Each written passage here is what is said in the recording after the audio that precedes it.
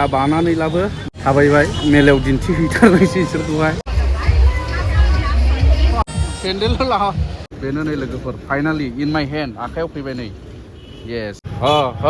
लादो नाजावथ'दो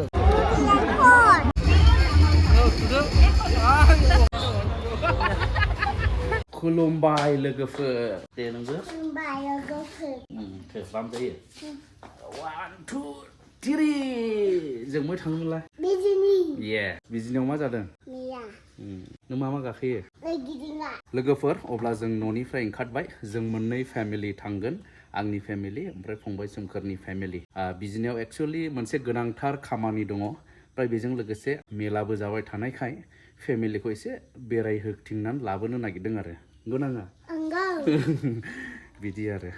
थांनायसै दे लोगोफोर नुदो थांनायसै दे लोगोफोर आइ आंनि जुथा गाननांगौ रनानै दे आंबो जुथा गानदों खाबाय नै आंनि जुथा औ आंखौ गाननोसै दे जाबाय दे आं बायदिखौ गाननोसै देसाय ससमा हमनायसै माबायदि नुयो जिमाबो फैगौ होनो ओंखारबोबाय होमब्ला स्कार्ट गानलायनासो ओंखारबाय नायनि वाव रेडि येस लेट्स गो गोबावजों दिनैसो बेरायनो मोननायसैखाय माथो हाथाया बारा लङाखाय ओमफ्राय गोनांथार खामानिया मा होनब्ला लोगोफोर नोंथांमोनाथ' नुबाय नैबे सोमदोन बरगयारी इउटिउब चेनेला 100K साबस्क्राइबार्स जाबाय बेनिखायनो सिलभार प्ले बाटन जिथु माइलस्टोनखौ क्रस खालामनायनि थाखाय मोनसे अवार्ड मोनो बेखौहाय लायनांगौआ जाहैबाय जोंना बिजिनियावसो माने आउट अफ सार्भिस दा गामि गोथौ संसार जानाया बेनो मोनसे जोंहा माने कमिउनिकेशननि प्रब्लेम जायो आउट अफ सार्भिस माने माखासे सार्भिसफोरखौ जों गामि गोथौ मोननो हायाना दा उफाय गैया नै खरस खालामनानैब्लाबो गोजान बिजिनिसिम अराउन्ड 45 किल'मिटारसो थांनानै 45 किल'मिटारसो थांनानैहायसो सिलभार प्ले बाटनखौहाय लायनांगौ जादों आरो लोगोफोर होमब्ला ओंखारलांनायसै लोगोफोर बै सोमखोरमोनखौ लायबावनोसै नानि दाखालामखौ माथो व्हाट हेपेन आं हासुनो दे हासुदो दे थगायदोंसो थै दि थगायनाङा ना चलो लेट्स गो नों मा गाखोनाय आबैमोन थाङा गाखोदोबोनो मामिजों नोंजों अब्ला लेट्स गो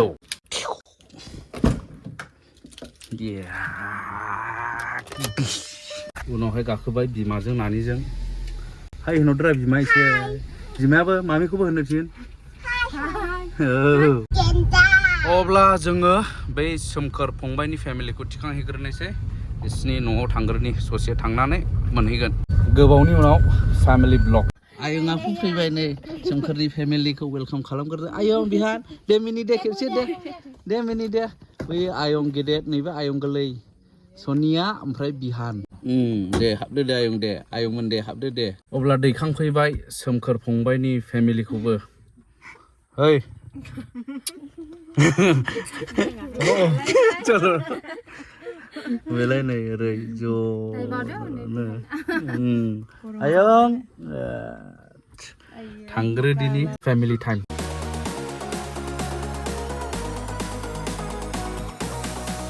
अब्ला लोगोफोर दा मोनफैबाय जों बिजनि टाउन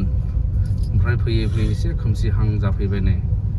बिजि जागोन बिजनिया मेला सोलिदों नालाय जायखिया थांनायसै आस्ते ओमफ्राय प्ले बाटन सिलभार प्ले बाटनखौ लायग्रोनायसै बबेबा बान्दब स्कुल खाथियाव जाहैदों फैयैथ' मोनालाय फैखाबाय ओमफ्राय दा नैबेयावसो आरो नैबे लानानै फैबाय नै कि नाम भाई सुरजित कर्मकार बहुत दूर पर আহিব লগা হৈছে আমি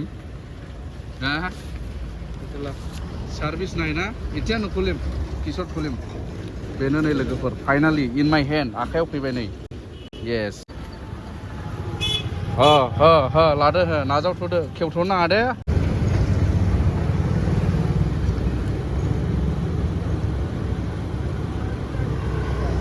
डकुमेन्ट्सबो होनांगौ नै आं पेन कार्डबो होनायसै आइडेन्टिटी प्रुफ শুনো কিন্তু আমার ফালে কিউ যাওয়া নাই বস্তুটো আমার ইয়ার পরে সার্ভিস নাই 93 ও দে ঠিক আছে थैंक इउ हा भाई सुरजित दे गोफोर ओमफ्राय नैबोनो पार्किं का बिराद गोजाननिफ्राय पार्किं थाबाय लांनायसै दा फिसा फिसौ बामनानैहाय नै जोङो फार्स्ट पार्किं ना मा जाखो गारिया खालि जाना दं नै पार्किंआ जों गोजानबो नालाय मा थाब थुब बेरायनानै थांनायसै आरो किमान भाई 100 रुपीस आरो बाइक टु बाइक 30 दाने नै बाजाबायसो बामनोबो हाले गिलिथार टाउनाव बोरै बामबावनाय र' जों मेरला दं ओमफ्राय दा फिसा बानानैलाबो माने थाबायबाय मेलायाव दिन्थिहैथारनोसै इसोरखौहाय नै बेवाइ मोनाबो नै गैला सोमखोरा हनै सिगाङाव ओइ आयौ बा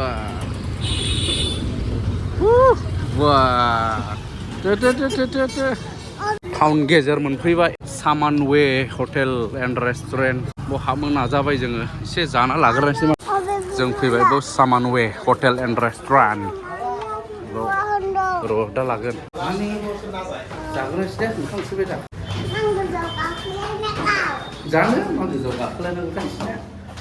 बे नामा जाग्राबा रेस्टुरेन्टआबा एबा अबे नंगौ बेयावनो ओंखामबो मोनजायो माबो मोनजायो नोंथां बांद्राय लाबोनफोर थालांनायलै बखि जानाया बेनोसै चिकेन बिरियानि माबा रमान्टिक बेकग्राउन्डआवसो हाबबाय जों नै बिदना बेसे गिदिर होयोरा ए मांस खय पिस रे भाई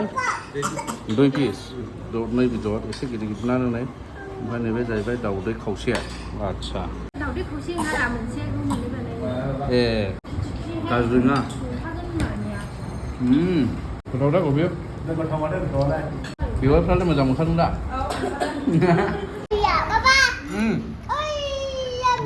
औ दे जाग्रोदो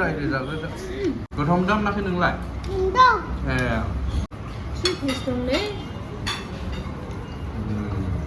डाइरेक्ट मेलायाव एन्ट्रि लोगोफोर ओमफ्राय जुइस लोंबाय नै बिसोरबो लोंबाय बबे ट्राइ माथो जाया ओरैहाय गाखोदेरलाबायो फिसाजोआ दल'ना थाया आं बेरायनाय ना भिडिअ खालामनाय ना फिसाजोखौ लानाय जाबाय दे मानसिया गाखोनायाथ' गाखोदों नै सोर बोरै खिन्थु गुरलु मोनदों ना मादों ना गिब्रेदों एसे मिथिगौ फिसाजोनिलाय माबा गाखोनासो लाबाय नै नोंलाय माथो लाखो सेन्देल ला ओरैबो लाइट गोजा जेरैबो मेलालाय माथो होनबावनो मेलालाय बिदिनोसै ओमफ्राय गाखोनाय जोमाबो दिन्थिनो हाया जाहैबाय औ नै मा आखुन्दै लादु जाखो आखुन्दै लादु क्या बोलता है इसको जो अपना स्मोक बिस्कुट और स्मोक बिस्कुट इसीने ये स्मोक खाने का लगाय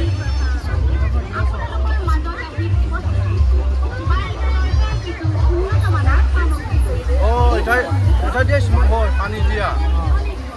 ओहो नै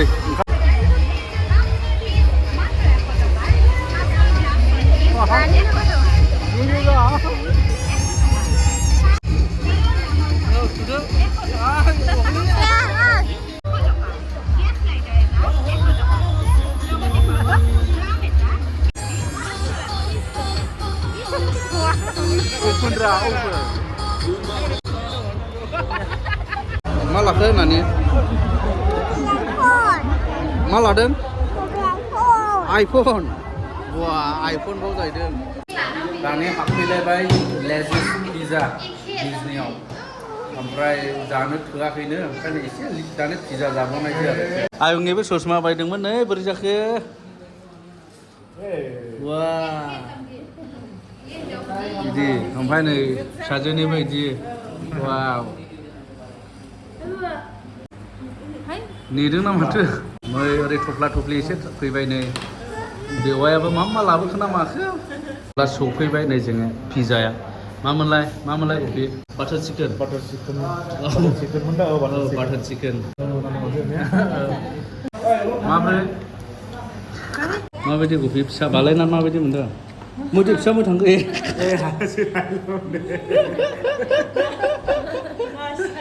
फिसा बालायना माबायदि मोनदों होनलाय थिदों फिसायानो गैया